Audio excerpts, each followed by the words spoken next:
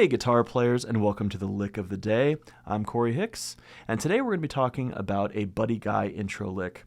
I first heard this on A Man in the Blues from 1967. Buddy Guy used this lick probably to introduce a couple of different songs on that album. You'll get the feel for it, right? Then a couple songs later. A couple songs later. But what I want to do today is I want to teach you how to take a simple phrase like this, and we're not only going to move it to all of the other 11 keys, but we are going to move it to different string sets. So in a couple of the previous licks, we talked about taking something cycle 4. Today we're going to be talking about moving it to other string sets so that not only is it an effective thing in the top register, but I can move it to the bottom register. What do I mean by that? Well, if I have this lick, let's just say it's in G, okay? I should also be able to go or and move it to a different string set. Now, the way that I'm doing this is not only through scale knowledge, but my chord knowledge and note recognition, interval knowledge, and all those types of things. These are reasons why it's a really good idea to understand theory on the guitar. So let's talk about the lick. We'll do it in C first, and then we're going to move it to different string sets. So if you think about your C bar chord here at the 8th fret, if I remove my pinky, I add the flatted 7th. Kind of a weird thing about playing the guitar is removing a finger adds a note. In this case, anyway. So because that was previously a C, I have 3 Cs already. 2 frets below a C is a B flat, which is the flatted 7th. Hopefully that makes sense. Okay, so what I'm doing is I'm going to be playing the major 3rd, but I'm getting there with a chromatic approach note. So it's not really the flatted 3rd, it's more like a sharp 9 in this case. So because the tonality is a dominant 7th, which is a major 3rd and a flatted 7th. Okay, so my first finger's on the G string at the 8th fret, playing the note E flat. And then my middle finger's going to the note E. This is the major 3rd of our C7 chord. And then I'm going to play the perfect 5th, which is, in this case, the note G. Then the 6th, which is the note A. So that's the 8th fret to the 10th fret on the B string. And then I'm going to play the high E string on the 8th fret, giving me the note C.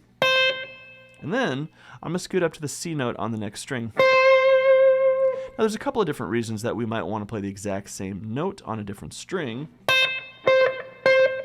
And a lot of this has to do with thinking about it like different sizes of paintbrush. You know, this is a thin paintbrush, this is a medium one, this is a thicker one. You get the idea. So when we are improvising, we're not only just improvising the notes that we're using, but we're also going to improvise the string sets that we're playing on. You know, it does make a difference.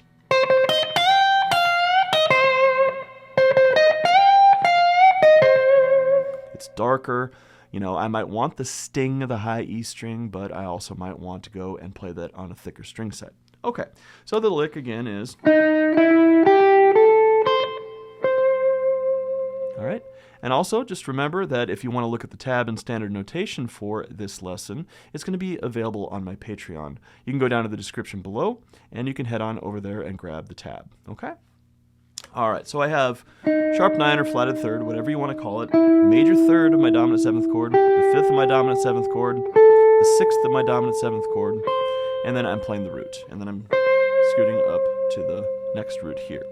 This is a great lick to learn for fretboard visualization. So if we take this lick and do it cycle 4, I'm going to move to F, so I can think of my F7 chord.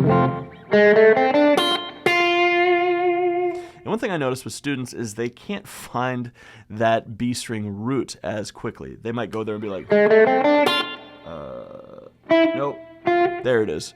They might do that type of thing. So this lick is a really good way for you to start taking a look at your spatial awareness on the fretboard. Okay, now we're going to B flat. I'm just finding that. B flat dominant 7th, E flat. Then I'm going to go to A flat. Then I'm going to go to D flat. Then I'm going to go to F sharp. Then I'm going to go to B. Then I'm going to go to E. I could also go and play it open. Then I'm going to go to A. Then to D. And then to G. And and then I have all 12 of them. Let's do this starting on C, cycle 4 without talking.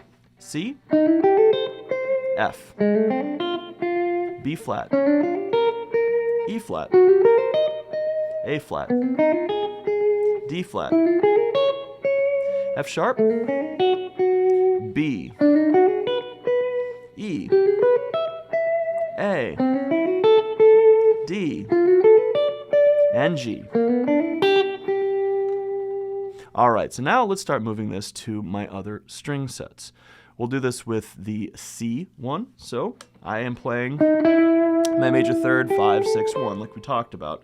So now if I think of this C chord like this, now of course I could go and play it from a C shape down here. So let's just try that. So I have the do, re, mi, so that's my third of a C chord. I'm just going from a half step below it, 5, 6, 1. So if you think about the original lick,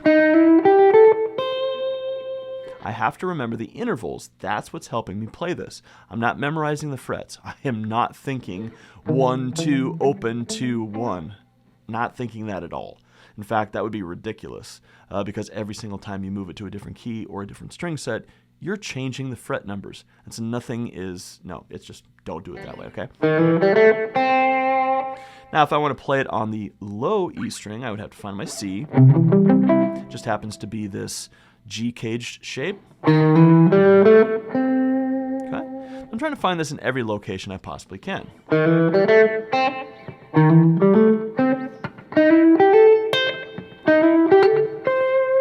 Okay? So now I could take those 4 licks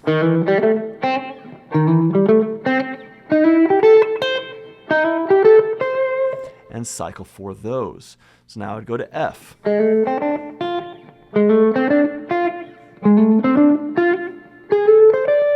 Go to B flat, E flat, A flat, D flat, F sharp, B, E, A, D, and G. So this is a really kind of like a completionist type of way of learning a lick. Not only do you learn it in the original location from the record, but you're moving this cycle 4, same phrase, different string sets. One of the advantages to learning phrases this way is that it gets it in your ear. At this point, we've played this phrase many times in the last 8 minutes. And so you've heard this phrase, it's kind of in your ear, and you can kind of anticipate what it's going to sound like even when we move it to a different key.